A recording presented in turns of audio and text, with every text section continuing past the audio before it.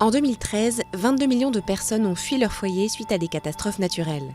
D'ici 2050, le nombre de déplacés pourrait atteindre 200 à 250 millions selon les prévisions les plus pessimistes. La plupart des migrants seront probablement déplacés à l'intérieur de leur propre pays, dans des pays en développement, du fait de phénomènes climatiques comme la sécheresse, les inondations et l'élévation du niveau de la mer.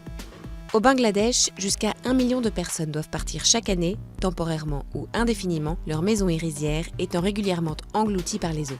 La migration internationale ou l'évacuation de populations entières pourrait être la seule option pour certaines populations durant ce siècle.